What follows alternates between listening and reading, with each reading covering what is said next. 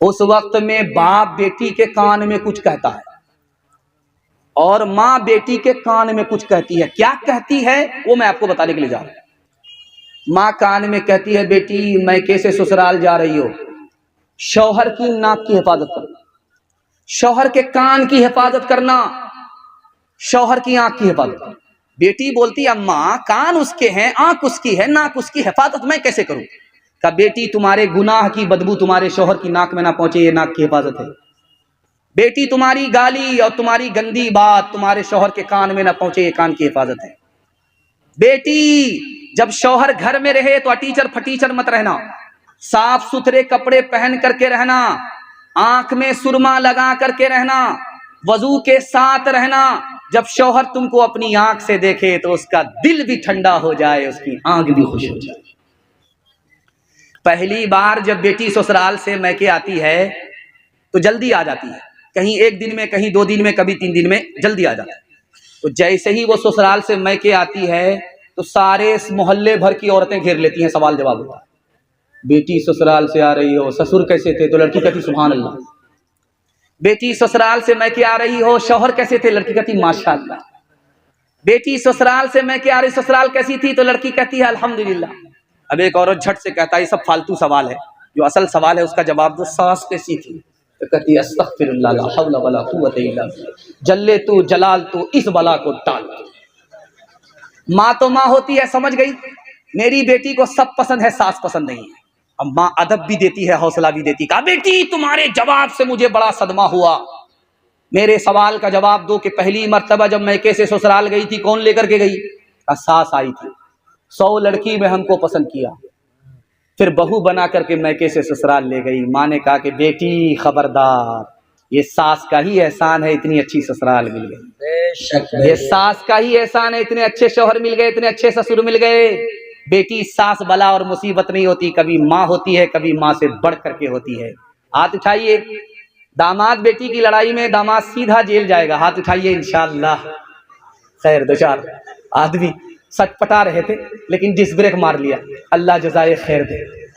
आपके घर का झगड़ा घर में हल होता नहीं, अदालत में जाता, इसलिए आपकी तरक्की नहीं हो रही। गारंटी है जब तक घर का झगड़ा घर में हल नहीं होगा, अदालत में रहेगा, मैं कसम खा करके कह सकता हूं आपकी तरक्की खत्म होगी, वापिस नहीं हो सकती। 2 भाई थे, एक कुंवारा था, दूसरा शादीशुदा था। एक की शादी हो गई थी, दूसरा कुंवारा था। बाप के मरने के बाद दोनों ने जमीन बांट लिया, आधी जमीन इसके पास, आधी जमीन उसके पास, और गेहूं की फसल किया, बोझा बोझा करके दोनों ने बराबर बराबर बांट लिया। 50 बोझा इसके हिस्से में, 50 बोझा उसके हिस्से में।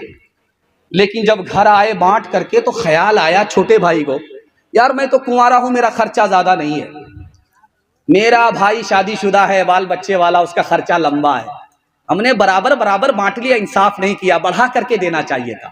खरबूजा खरबूजे को देख करके रंग पकड़ता है। अगर आप चाहते हैं कि सारी दुनिया के लोग आपके लिए भला सोचे तो आप दूसरे के लिए भला सोचिए, उसी दिन से दूसरा आपके लिए भला सोचेगा। जैसे ही इसके दिल में ख्याल आया, उसका जो बड़ा भाई था शादीशुदा, उसके दिल में ख्याल आया, अरे तुमने अपने छोटे भाई के साथ सितम किया, उसको तो घर बसाना है, शादी करनी है, लंबा खर्चा, उसको बराबर बांट करके नहीं देना चाहिए, बढ़ा करके देना चाहिए। अब देखिए दोनों की परेशानी बढ़ गई, वो परेशान के उसका हिस्सा बढ़ा दें, वो परेशान के इसका हिस्सा बढ़ा दें। रात के सन्नाटे का दोनों इंतजार कर रहा है कि जब रात का अंधेरा होगा तो चुपके से जाएंगे, अपने हिस्से का बोझा उठाएंगे, भाई के हिस्से में डाल देंगे, उसका हिस्सा बढ़ जाएगा, उसको पता भी नहीं होगा। इसके दिल में ख्याल आया कि जब अंधेरा होगा, कोई किसी को देख नहीं सकता, नजर ना आए, उस अंधेरे में चुपके से जाऊंगा, अपने हिस्से का बोझा इधर से उधर निकाल करके दे दूंगा, बढ़ा दूंगा। दोनों इसी ख्याल से निकले, अपने हिस्से का बोझा इधर से उठाया, उधर डाला, वो हिस्सा पलट करके इधर आ गया। इसने जो डाला अपने हिस्से का बोझा उधर, तो वो पलट करके इधर आ गया। ये क्या हो रहा, कौन सा भूत आ गया सुलेमान अलैहिस्सलाम का कि बोझा इधर डाल ले, वो पलट करके हमारे पास आ। जब करीब आए तो देखा कि मेरा भाई इसी इरादे से आया है, मेरा भाई उसी इरादे से है। कहा कि जब दिल एक है, जब ख्याल एक है, तो आज के बाद चूल्हा अलग नहीं होगा। दूसरी बात सुनिए, घर का झगड़ा घर में हल कीजिए, मैं गारंटी लेता हूं आपकी तरक्की कल से शुरू हो जाएगी। आपको तरक्की क्यों नहीं हो रही, राज बता रहा हूं। जो नीचे जाता है आप उसको ताना मारते हैं, जो ऊपर जाता है उसकी टांग खींचते हैं। जो नीचे जाए उसको उठाइए, आज आप उसको उठाएंगे कल वो आपको उठाए। एक दूसरे की मदद से आप तरक्की करेंगे। जब घर से तरक्की होगी तो कोई आपकी तरक्की को रोक नहीं सकता। जब घर से तरक्की नहीं होगी तो आप कहीं भी तरक्की नहीं कर सकते। तरक्की का राज है अपने को छोटा समझिए, दूसरे को बड़ा समझिए। अगर आपके दिमाग में यह कीड़ा बैठा हुआ है कि जो मैं हूं वो कोई और नहीं है, तो याद रखिए आप कभी तरक्की नहीं करेंगे। जब तक ये कीड़ा नहीं निकलेगा आप तरक्की नहीं कर सकते। जानते लोग हसद क्यों करते हैं? फूस के मकान में थे, आराम से थे, सुकून से थे, जैसे बगल के पड़ोसी ने मकान खींचा खुजली शुरू हो गई। अब नींद नहीं आ रही है। अपने सुख से उतने परेशान नहीं है, अपने दुख से उतने परेशान नहीं है, बगल के पड़ोसी की तरक्की से हम परेशान हैं। जानते हैं क्यों? अपने को बड़ा समझने की वजह से, उसको छोटा समझने की वजह से। आदमी हसद क्यों करता है? 3 वजह से। मेरे बराबर हो गया, मेरा मकसद फौत हो गया, मेरी इज्जत का मालिक हो गया। बड़ाई करता है, तकब्बुर करता है, इसलिए हसद की बीमारी उसको लग जाती है, उसका सुकून चला जाता है। आप तरक्की कैसे करेंगे, आपका तकब्बुर कैसे जाएगा? एक राज है, आप जो अपने लिए पसंद करते हैं वो दूसरे के लिए पसंद कीजिए। एक किताब है अरबी में, उसका नाम है नफ़तुल अदब। मौलाना नूर आलम खलील अमीनी रहमतुल्लाह अलैह, अल्लाह को प्यारे हुए, उन्होंने इस किताब में लिखा है, मशक्कत को मेहनत को जो आर समझे, हुनर और पेशे को जो हार समझे, तिजारत को खेती को दुश्वार समझे, फिरंगी के पैसे न मुर्दार समझे, तनासानिया चाहे और आबरू भी वो कौम आज डूबेगी गर कल डूबे। तो बदिया ला दे बैल भरे जो पूरब पश्चिम जाएगा, या सोद बढ़ा कर लाएगा या टोटा घाटा पाएगा। क़ज़ाक़ अजल का रस्ते में जब भाला मार गिराएगा, धन दौलत नाती पोता क्या, धन दौलत नाती पोता क्या, एक कुंबा काम न आएगा। सब ठाट पड़ा रह जाएगा जब ला चलेगा बंजारा। पैगाम खत्म हो गया और आपसी इत्तेहाद और इत्तेफाक के हवाले से बड़ा छोटा पैगाम है। मुश्किल से 10 से 15 मिनट में मेरे हिस्से का जलसा मुकम्मल हो जाएगा। सुनने के लिए आप लोग तैयार है? हाथ उठा दीजिए इंशाअल्लाह। ध्यान से सुनिएगा, जल्दी से निकल जाएगा। आपको तरक्की क्यों नहीं हो रही है, राज बता रहा हूं। आप मुसलमानों संभल जाओ, मुसीबत आने वाली है, तेरी बर्बादियों के मशवरे हैं आसमानों में। न समझोगे तो मिट जाओगे ऐ हिंदोस्तां वालों, तुम्हारी दास्तां तक भी न होगी दास्तानों में। निकल गया। और मैंने इश्तिहार में पढ़ा था, ये कौमी यकजहती के हवाले से भी ये जलसा चल रहा है। तो हिंदू मुसलमान इत्तेहाद के हवाले से, भाईचारे के हवाले से आप लोग सुनना चाह रहे हैं? हाथ उठा दीजिए इंशाअल्लाह। दिल मिले या ना मिले, हाथ मिलाएंगे, हाथ उठाइए इंशाअल्लाह। कोई फायदा नहीं होगा, पहले दिल मिलाइए, उसके बाद हाथ मिलाने से फायदा हो, इससे पहले कोई फायदा नहीं होगा। गैर मुस्लिम का जनाजा उठा है, मुसलमान देख रहा है, क्या पढ़ेगा भाई? इन्ना लिल्लाह पढ़ेगा, फी नारी जहन्नम पढ़ेगा, क्या पढ़ेगा? हजरत थानवी ने अगलातुल अवाम में लिखा है, फी नारी जहन्नम पढ़ना सही नहीं है, गलत है। गैर मुस्लिम का जनाजा आपने देखा, जरूर देखा, बहुत अच्छी बात, लेकिन फी नारी जहन्नम आप नहीं पढ़ सकते। आपको क्या पता कि किसका खात्मा ईमान पर होगा? आपको अपने बारे में खबर है कि आपका ईमान पर खात्मा होगा? या तो खामोश हो जाइए, अपनी मौत को याद करके इन्ना लिल्लाह पढ़िए, फी नारी जहन्नम पढ़ने की इजाजत आपको। मस्जिद बन रही है, चंदा मुसलमान से लिया जा रहा है, गैर मुस्लिम आ गया चंदा देने के लिए। गैर मुस्लिम का चंदा मस्जिद में लगेगा कि नहीं लगेगा? किताबुल फतावा में खालिद सैफुल्लाह रहमानी लिखते हैं कि 3 शर्तों के साथ गैर मुस्लिम का चंदा आप मस्जिद में ले सकते हैं।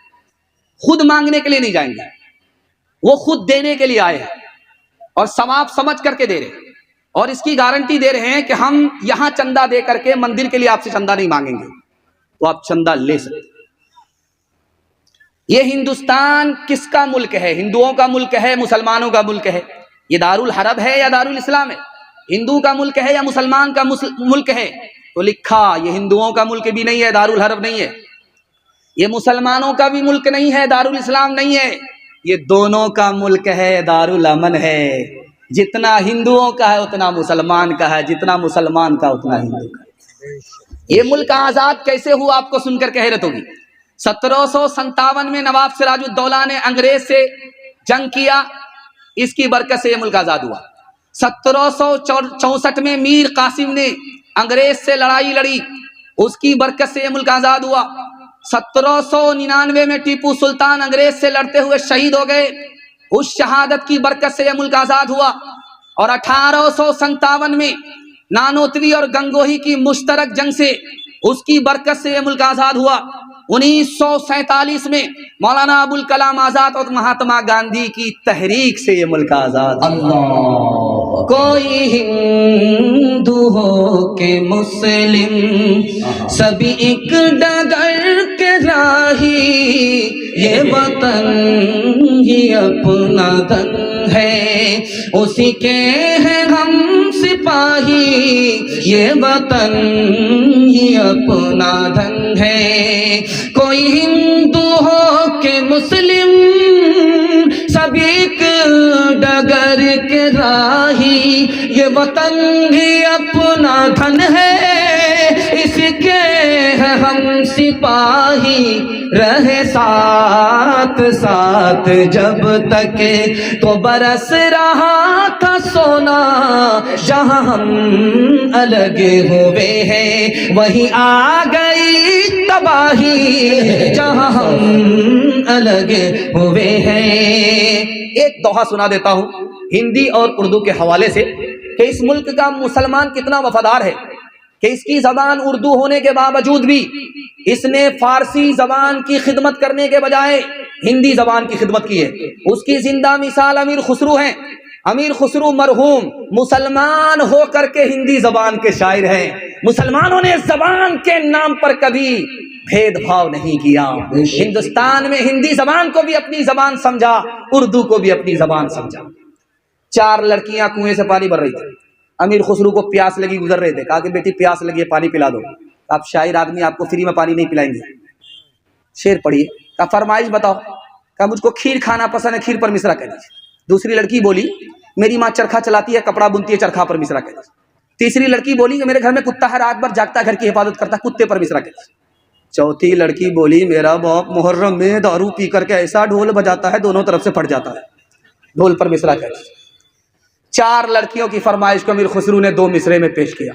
खीर पकाई जतन से चरखा दिया जलाए, खीर पकाई जतन से चरखा दिया जलाए, आया कुत्ता खा गया, आया कुत्ता खा गया, बैठ के ढोल बजा, ला पानी पिला, खुनवा से लाल भैलन जिलिया वाला बगिया, मुश्किल से आयल अपने हाथी अज़दिया, खुनवा के धार से, खुनवा के धार से रंगल हिंदुस्तान हो, आजादी नहीं जाए देवी। औरतों के हवाले से बस आखिरी पैगाम, 3 मिनट में मेरे हिस्से का जलसा मुकम्मल हो रहा है। मुझे जल्दी में कहीं जाना था, इसलिए मैंने जलसे वाले को नाराज किया है। वो तो हमको तरतीब में मुर्दा को जगाने के लिए बैठाए थे। ये जिंदापुर है, ये जिंदा, आप लोग जिंदा पीर थे, मैं सबसे बड़ा मुर्दा था। मैं आप लोगों की बरकत से जिंदा होने के लिए आ गया। मुझे जिंदा मजमा मिल गया और अव्वल वक्त में तकरीर का मौका मिल गया। मैं सबका शुक्रिया अदा करता हूँ। औरतों के हवाले से आखिरी पैगाम सुना करके अपनी जगह ले रहा हूँ। आप लोग सुनने के लिए तैयार, हाथ उठा दीजिए इंशाअल्लाह। औरत को सर पर बिठाएंगे, हाथ उठाइए इंशाअल्लाह। गलती मत कीजिए, पहली फुर्सत में आपको हुकूमत चली है।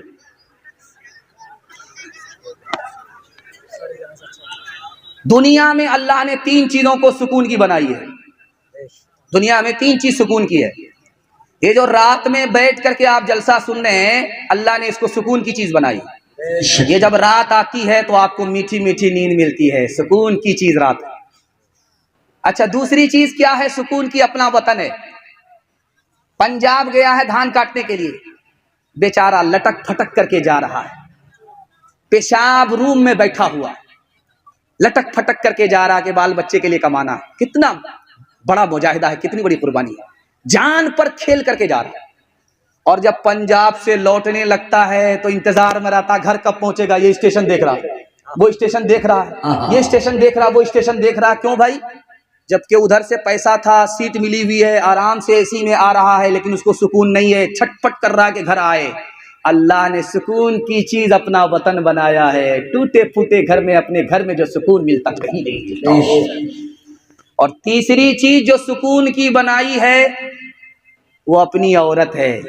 यही वजह है जो रात कहीं और, बीवी से कहीं और दूर, वो कहीं भी चला जाए उसको सुकून नहीं मिलता। जब बीवी के पास आता है उसको सुकून मिलता है। इंशाअल्लाह मरने के बाद बीवी की कदर करेंगे। हाथ उठाइए, इंशाअल्लाह बिल्कुल सही जा रहा है। ये देखिए, खैर माशाअल्लाह, आपने डिस ब्रेक मार करके मेरा दिल खुश कर दिया। जब बेटी रुखसत होने लगती है तो मगरमच्छ के आंसू बाराती भी बहाने लगते हैं। क्योंकि उस वक्त जब रुखसत होती है तो घर में रोने की आवाज आती है। नानी अलग रो रही है, दादी अलग रो रही है, बाप अलग रो रहे, कयामत बरपा है। 18 साल की बेटी को पोस पाल करके जब बाप भेजता है तो कलेजा मुंह को आ जाता है। बड़ा अजीब मंजर होता है। तो मगरमच्छ के आंसू बाराती भी बहाने लगते।